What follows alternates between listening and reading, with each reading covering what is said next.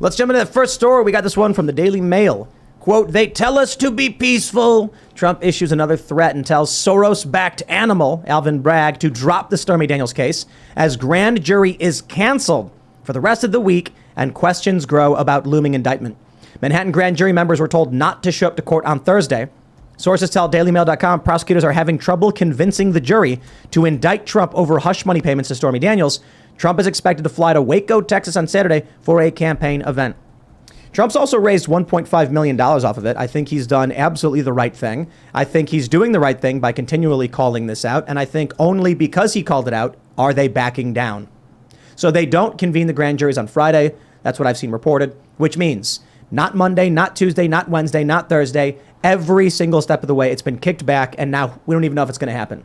So, so they get a chance. They want to convince the jury.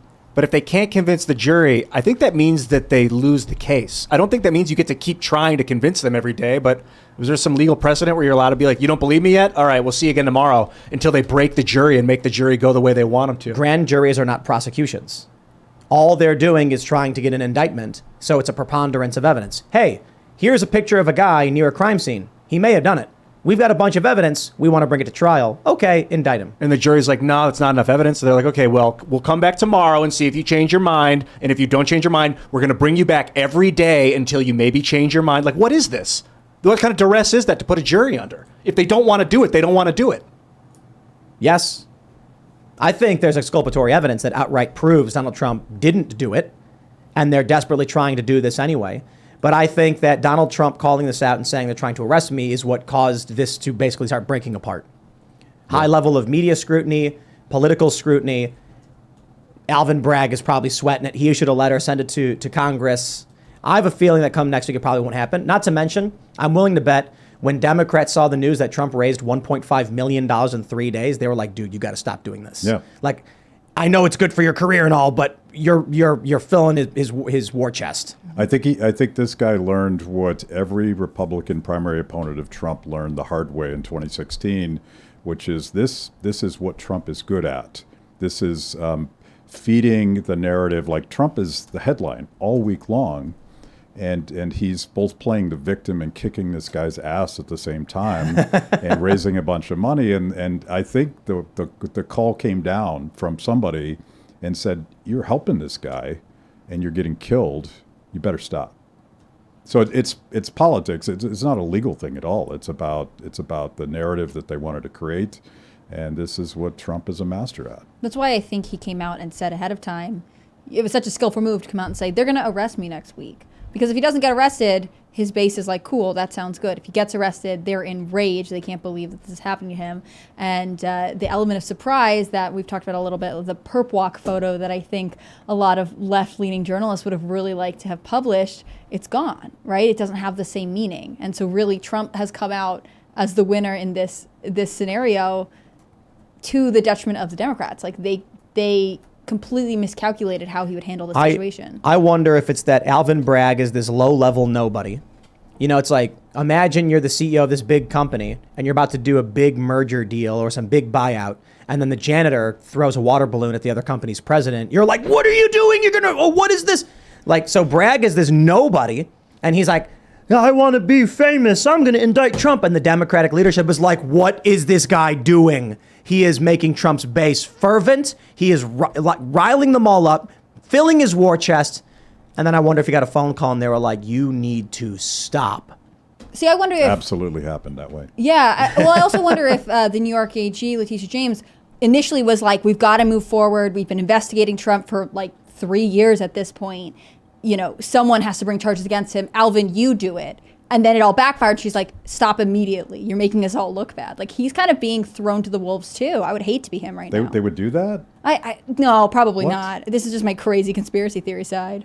It's about justice. Also, yesterday, we talked about it, and Michael Cohen is apparently the one that paid Stormy Daniels $125,000. Trump is, from the evidence I saw yesterday, there was no evidence of Trump paying her anything. So maybe there is evidence of that I haven't seen. No, there's...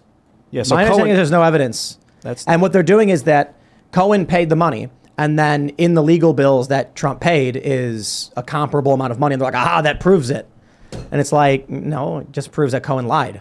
and he went to jail for it because he's a liar. That's what he does. There were some great AI perp walk photos of Trump, which make him look badass. I'll be honest, because he's like screaming and fighting with the cops and like getting. Have you seen those? Did you guys see those? I did. But did you see Hilarious. the AI photos of Obama, Fauci, Biden being arrested? I saw the I saw something about Fauci. Hillary Clinton. I got a weird feeling inside when I saw those photos. Yeah, it was Like- like a warm, fuzzy feeling. Uh-oh, that's the AI being like, plug in. The world that you No, want is no, just no. a click away. No, the warm, fuzzy feeling was like, could there exist a world where it's like there's a picture of Obama and the cops are grabbing him and pulling him and he's like fighting. And I'm like, wow, it makes me so sad. And at the same time, like seeing that photo, knowing it's not real, it's kind of a weird, warm, fuzzy sadness. Because, like Obama should be in jail. He should be arrested and criminally charged. And it's never going to happen. I don't think he should. What? Because he was He the killed the president. kid, dude. Yeah, but he was president when he did I don't it. care. What? Makes it okay. Yeah, Well, what? Technically, yeah. Would you feel that way if you hit someone like while drunk driving while the president? What if No, Obama right? walked out into Fifth Avenue For- and just shot a kid in the face? And then it would be like, Well, he's a president. he can do it because he's the president. Like, if no, murder would be a different thing, but ordering a drone strike that collaterally kills an American kid. as the Collaterally? president, No. He targeted him. What, Did he what, target the kid? Ian, what did the drone Actually, target? no, you're right. I think he targeted a war criminal's son because he wanted to kill his family member. No, full stop. Where was the country? Which country was the drone strike in? I think it was in the Middle East. This was it. Yemen? Yemen. Have we ever been at war with Yemen? Well, the Saudis are at war with Yemen. Have and we ever been are at war with funding Yemen? it. Have we, the United States, declared war on No, Yemen? not that I know of. No. Okay, and what was the target in Yemen? I don't know. A A restaurant. civilian restaurant. So there is no circumstance where Obama is innocent in this. I mean, when you're the president and you're in control of the military and you have a war enemy and you want to kill his family members, We are it's not like, at war with Yemeni well, civilians. I agree. We haven't been at war since World War II. Yes, but we're not like you can make the argument that in Iraq and Syria there's a war going on with there's an AUMF. The Congress authorized these of military force. Obama was like, "What's this country we're going to be blowing up? It's Yemen, sir. Are we at war with them? No.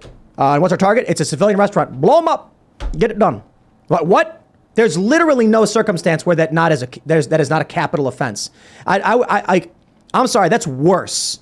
If Barack Obama walked out in the street with a gun and shot a kid, that is not nearly as bad as ordering a drone strike on a civilian restaurant using the might of the American military, a how much does a Hellfire missile cost to blow up $600,000 or something more than that. more that's millions to blow up a bunch of civilians and an American citizen? That would be like Obama getting a group of a group of soldiers and ordering them to open fire on a little league baseball game or something. Well, what about dropping napalm on villages in Vietnam? All of that is bad, dude. But you don't imprison the guy, the commander. No. Listen, everything that happened in Vietnam was complete BS. And yes, but the commander is not the president. Okay. Yeah. So there is an issue of the banality of evil. And if someone is ordered to drop napalm on civilians, yeah, I'm going to be in favor of them going to prison. You do not get to be like, but my boss told me to do it. And if Barack Obama is like, I'm going to rubber stamp blowing up civilians, I'm going to be like, well, then you get to go to jail. So if they want to come out and complain about Donald Trump and Stormy Daniels, my response is this: wow, Donald Trump committed this crime, you think? Oh, okay, we're going to have to arrest him. I think he should get the maximum for this misdemeanor. Yeah, 11 months and 30 days. Donald Trump, no, don't give me that look. He has to go. And then afterwards, we'll send Obama to prison for life for the execution and murder of children. But and what civilians. about like? See, but you're firebombing? letting a lot of politicians off the hook because I come I'm from just starting the there, baby. school of thought that all politicians are criminals, and particularly all chief executives have committed war crimes against humanity. So while we're arresting people and imprisoning them, let's grow the list. Let's not shrink it. Who do you want to add? We were talking about this before Who the show. don't I want to add? But we were talking about this before the show, and I mentioned this, and you were like, I'll take that compromise. Yeah. Like, I like Trump, but I will gladly accept him getting a few months on a misdemeanor charge if it means Obama gets life in prison for the things that he did. There's no excuse. But he was in charge of the military. Dude, if I ask someone to hold my weapons for me, like, I'm going to put you in charge of the weapons in this house, use it responsibly. And then he goes, okay. And then he grabs it and starts shooting a kid with it. I'd be like, okay, you're going to jail. Like, we're going to stop you and lock you up. We did not entrust you with our military arsenal so you could go and blow up civilians in a country we are not at war with. End of story. It was the son of a terrorist So it was like a war attack. It was like a war attack. It happened to be in Yemen, but that's where the kid was. Like if the kid went to Jersey, well, look out. Oh, okay. So you're saying that He'd probably been He should assassinated. die because he's the child, a minor Well, child of a it's terrorist? war. I don't like war, but I mean that's how war functions. I think what he's saying. Like, dude. You kill the enemy's family. I mean that's a tactic What in he's war. saying is that Barack Obama got the Nobel Peace Prize, so stop it. That's Yes. Like, what about the He's the- he's the firebombing good of guy. Dresden in Germany? Should they have been executed? Who was it? The president Truman? Was he? Why are there you yet? conflating active warfare with declarations and the world involvement with a country is not at war with us, but Obama wanted to send a message, so he executed an American citizen by blowing up a civilian restaurant? Like, there's no comparison. What's the war on terror? Okay, so imagine if Barack Obama got mad at the Mexican drug cartels, so him and his buddies got a bunch of fully automatic rifles, went to the home of a bunch of Hispanic children who were friends with or had grown up with these cartel members and started shooting a bunch of kids. Well, sorry, that's the war on drugs. Obama had no choice but start shooting kids in the face. If the American government went to war with the cartels, you better believe family members will start dying.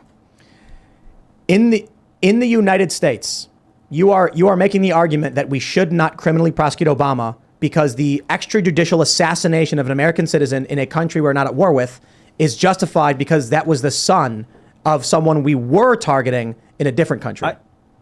I think if you start prosecuting presidents for war crimes, after every president would go to prison, and then Yes. and then they wouldn't be able to do their job. It's like telling a cop they can't Dude. get rough with the guy they're arresting. It's at some point you got to let the president do war. No. I mean, it's No. the commander in chief of the military. What do you just want to just let other people win the war? I mean, what do you? So I don't know what Abdulrahman al-Awlaki was doing that was helping these terrorists win any kind of war other than drinking coffee and having to have been related to a guy. No, man, they sent a message to the dad. They wanted to kill right. his son. Yes, that's right. So yeah, it's called a war crime. Look, in war, there is a reason why we have. I think war crimes are a silly concept, right? Because it's like if you're at war, you're trying to win. But there is a difference between tactics and retribution. So like if we were to, if the United States was like, we're going to stop ISIS by any means necessary, and then they did a whole bunch of really messed up stuff like napalming cities and stuff, I would be mad about that. I'd be like, dude, we need to stop ISIS, but doing this is too far. But I understand it's military. We're talking about Obama dropping bombs on civilians who we are not at war with. All that's going to do is make the war worse. Like if people are at war with us and then you send in troops to a neighboring country and start executing kids, you are going to make more war and generate more enemies. Barack Obama should be in prison. I'm thinking about the white phosphorus attack on Fallujah in 2003, where they use it as an illuminant because they were like, yeah, we're going to light up the sky so we can see our targets, but really it melts human skin. So they just dropped white phosphorus all in the city of Fallujah and just melted all these civilians' skin. That was George Bush Jr. Oh yeah, George Bush can go to prison for all He's that. on my list. So yes, let's I don't do know that the amount too. of Clinton's bombings in Bosnia. I know that Clinton Bro, was the involved Clintons in are on that. our list too. Yeah. And then Trump's I think we'll go all the way with this. You Yeah. keep racking up the names. We'll keep what calling about for Trump prison. giving the drone bombing campaign to his generals? Is that not treason? Donald Trump is imperfect.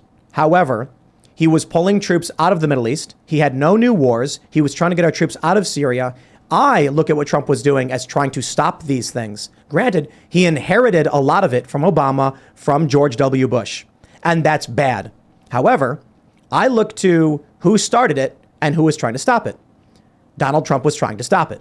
Barack Obama was escalating it. George W. Bush started it. I'm not going to hold that against Trump. Granted, there are some things I think Trump did that were bad that we need accountability for. I don't know if it goes as far as saying like Donald Trump was pulling troops out of the Middle East, so he increased drone strikes to maintain control of the territory. I'm like, I don't blame him for that. I blame Obama for that. Not that I like it or anything, but Obama was like blowing up kids. Now, granted, there is the story of the commando raid in Yemen, which resulted in the death of an 8-year-old American girl. That, if proven to be Trump's orders, then I believe Trump deserves prison for that as well. However, that story is still a bit of conjecture, and we don't know. When it comes to Abdulrahman al-Awlaki, this is reported far and wide by like every major media news source and the family, and so you take it for what it is. All that really matters is, you know what? Indict them all. Indict them all. If they want to engage in this kind of foreign policy, But I got to say, man, you know, I've had a lot of libertarians, and I don't know how you feel about this, Matt, telling me that Trump is the lesser of two evils, and I disagree. He crossed the DMZ into North Korea with no security detail.